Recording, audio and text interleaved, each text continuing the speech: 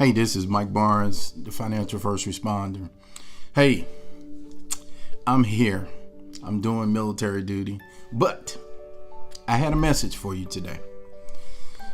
I woke up from a dream, and dream kind of scared me.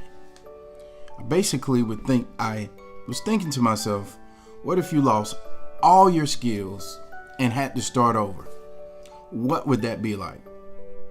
Could you survive? Could you make do with the situation? And then I started reading, meditating, reading in the Bible. And it talked about the vanity of pleasure. And so I wanted to share a few things with you real quick. So my topic for today is, what is the vanity of pleasure? And what does it have to do with finance? Well, let me tell you a story.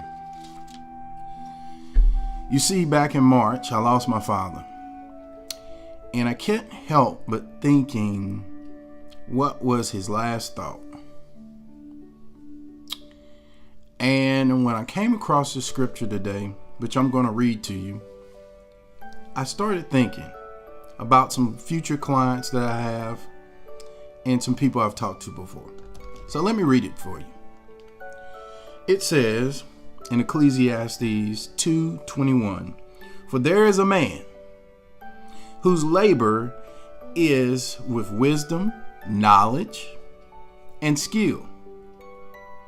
Yet he must leave his heritage to a man who has not labored for it. This also is vanity and a great evil." So when I was reading that, I started thinking to myself, what did my dad think when he passed away? Did he think about he was leaving his funeral home to his children and his wife?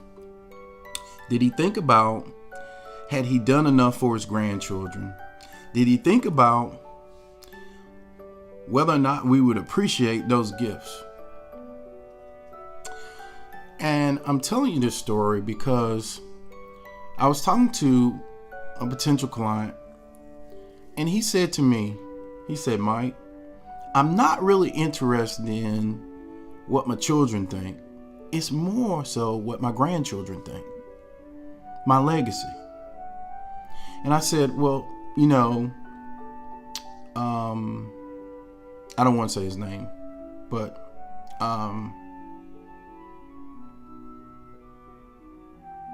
I can help you with that legacy. I work with attorneys, for some of you who don't know this, that actually help people with their trusts, wills, powers of attorneys, things of that nature. And I think I put on my channel recently that I was renewing my will and my trust and my powers of attorney that I had done back in 2006. Obviously, it's time for our update. And I was talking to my wife, and we were talking about, the assets and the things that we wanted to see happen and who would be in charge of said assets, upon our demise, or as I like to say, graduation from this life to the next life, right? And I started thinking about, going back to my dad, what was his intentions? Outside of a will or a trust, what was he thinking about? What was he thinking about his legacy or his heritage or his inheritance to his grandchildren would be? And I started thinking about some of you guys. Now, for some of you, you don't know this, but this is my mission, and I'm going to do this, but I will serve 1 million law enforcement officers and service-disconnected, disabled veterans with their finances via my financial positioning system and my Mission CEO coaching program no later than June 28th, 2026. Now that's a big claim, guys. But I believe that through YouTube, through the book that should be published soon, and the things that I'm able to do to help those individuals, law enforcement and service-connected disabled vets. I'm talking to you guys. I'll get around to the other first responders, but these are my first people because that's me, right? I'm going to be reaching out to you over the next couple of weeks, sharing nuggets, financial nuggets, and talking to you about how and why you should do certain things. But when I went through this scripture, I started thinking about, and when I had the dream and woke up from it and was like, oh, it's not real, I started thinking about the skill sets that I have to help people. And then I started thinking about the skill sets that my father had. You know, he was a pastor for 40 years. He owned his funeral home for 20 years. But he had compassion for people who were less fortunate. And when I was reading this scripture, I started thinking to myself, like, you've asked God for wisdom and knowledge and to continue to help you with your skill set. A lot like Solomon did, right? And for those who don't believe in the Bible, I'm sorry, I'm not talking to you.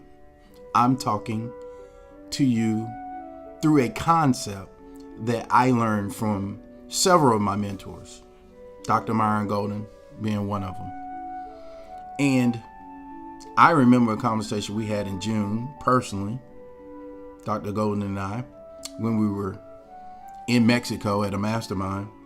And he said to me that your clients, it's not about the money. It's not about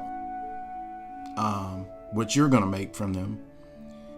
It's not even about the process.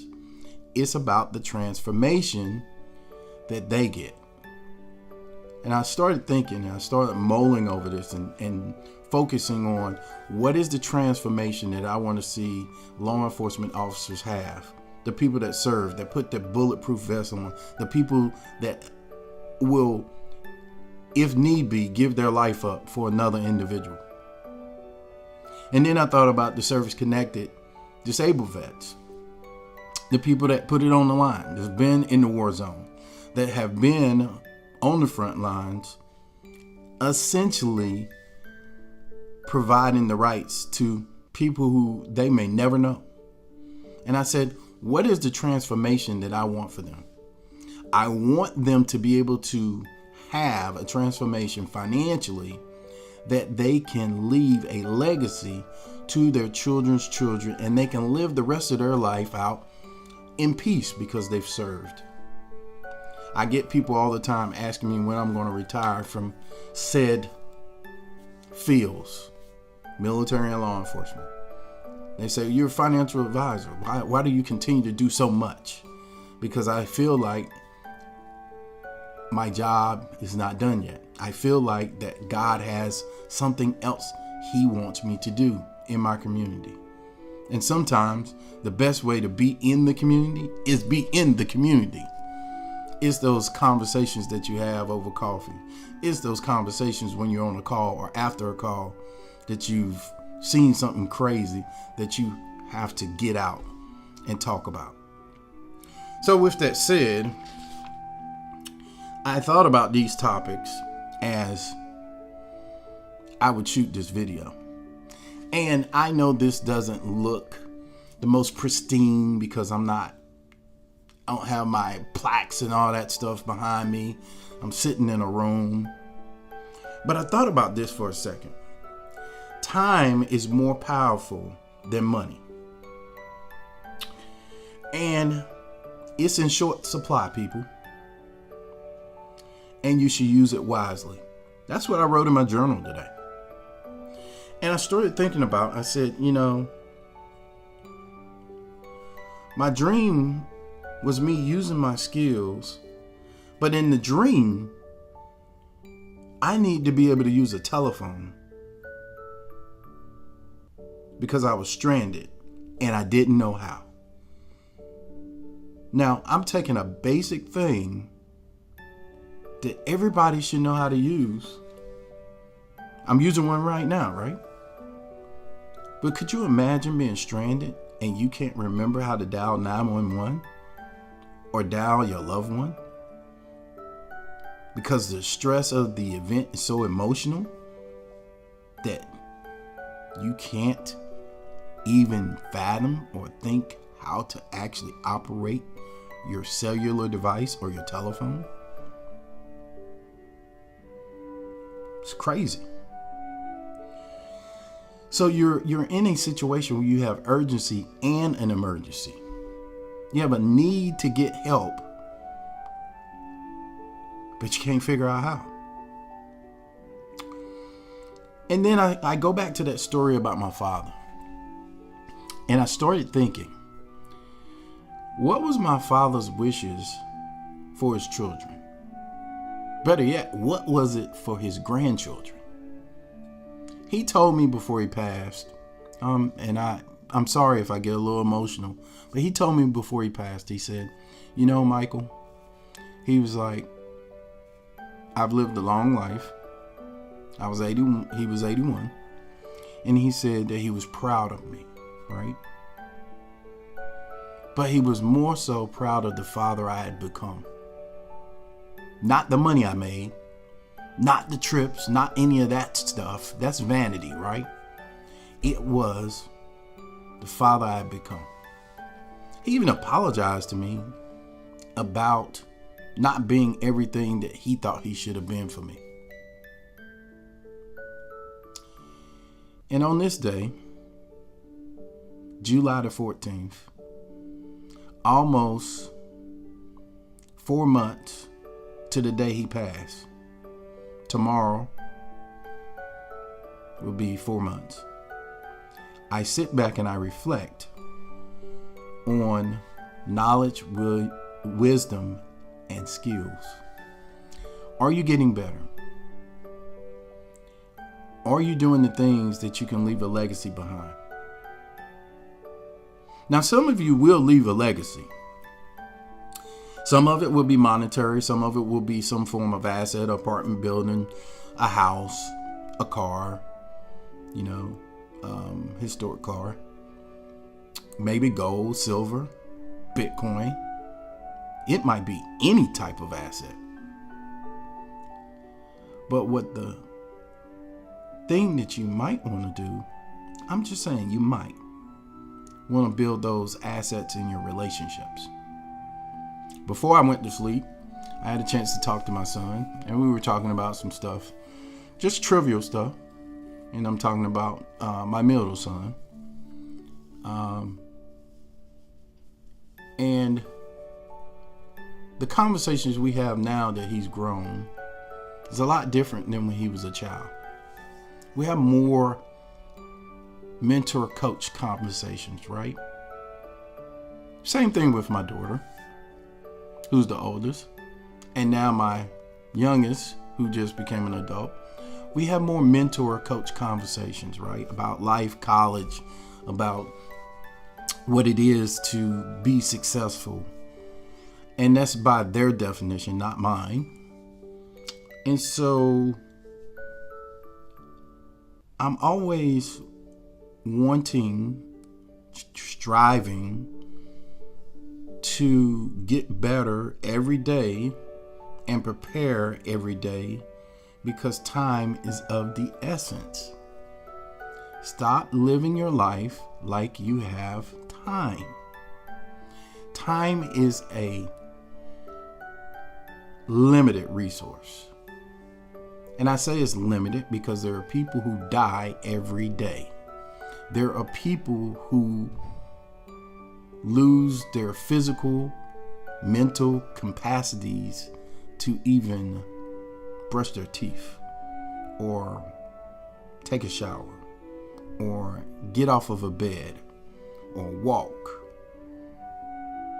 Stop taking for granted that you have time, especially in your relationships. Stop taking for granted that you have time to prepare for tomorrow. Stop putting off today for tomorrow.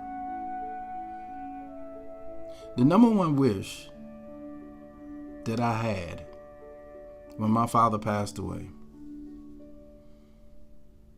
was that I would have had a lot more time with him. Now, true, some people don't get a lot of time with their parents. And people laugh at me when I tell them how long I want to live, and I tell them why I want to do that, because I want to see my children's children, right? But I will tell you this, that since time is so limited, you should use it to your best ability. Whether it be physically, mentally, emotionally, financially, spiritually, you should use your time appropriately. Now, let's go back to this heritage thing, because I want you to think about this for a second. I told you the story about the grandfather. And in a lot of ways, that's a lot of you. Whether you're a grandmother, grandfather, granduncle, grandaunt, you want the best for the people that are behind you. But I want to caution you. Have you thought about, just really thought about, have you trained them for the inheritance or the heritage that you leave behind? You see, contrary to belief, you can make a lot of money. You can leave said money in different types of financial instruments to those families. But did you know that most families outside of 3 to 4 generations will be broke, even if you left millions of dollars? And you know why? I'll tell you why. The reason why that they will be broke, your family will be broke, is because you did not give them the knowledge, the skill set, or the wisdom to handle the money, the tool. Because all money is a tool. Good or bad, meaning in a good person's hands or in a bad person's hands, it is a tool. Just like a phone will be a tool,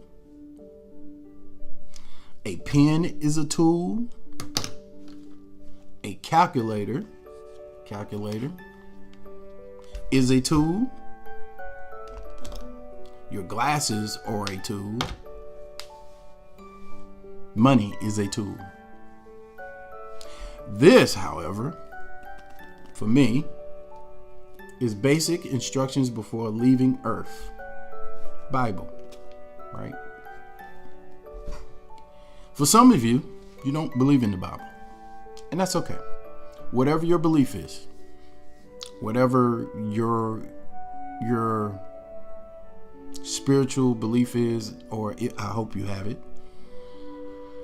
look into your book, the book that guides your life, and ask God for wisdom, understanding, and skills.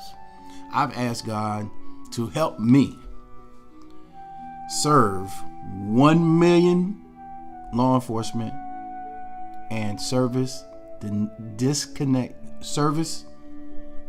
connected disabled veterans like myself. And the way I want to do that is through their finances, helping them pass on a legacy to their family using the financial positioning system and the Mission CEO coaching program. Now, you'll hear about that a little later. You'll hear about the book that's coming out. Should be on Amazon real soon. I'm excited about that. I wish that my father would have known that I am following in his footsteps. My father was an author of a book. And so I have written some ebooks, but haven't had anything published. So I'm looking forward to that. And And hopefully, as a father, I will leave my children with a legacy that their father helped change the world, at least 1 million people. What's your legacy? Somewhere in the comments, tell me your legacy. What is it you want to do? How do you want to help people? How do you want to be remembered? Do you want to be a philanthropist? What is it you want to do? Remember, in Ecclesiastes, we said that the vanity of pleasure. Now, there are a bunch of scriptures about that. Take the time to read that. And I hope that this helps someone. But remember, we have to remember 3 things. What's our knowledge? What is our skill set? And what wisdom do we want to pass on to our children's children? That heritage, that legacy. Or maybe you don't have children. Maybe you just want to provide for others who are less fortunate. I'm going to leave you there with that. So, with that said, I look forward to you liking this video, subscribing, and I hope that this helps someone. DM me if you want more information. Leave your comments, good or bad. I don't get offended. You know, I get shocked, like most people, but I don't get offended. And tell me what you want to provide for your family or your loved ones. Until we talk again, this is Mike Barnes, the Financial First Responder. God bless, and I will see you on the beaches of the world. Yeah.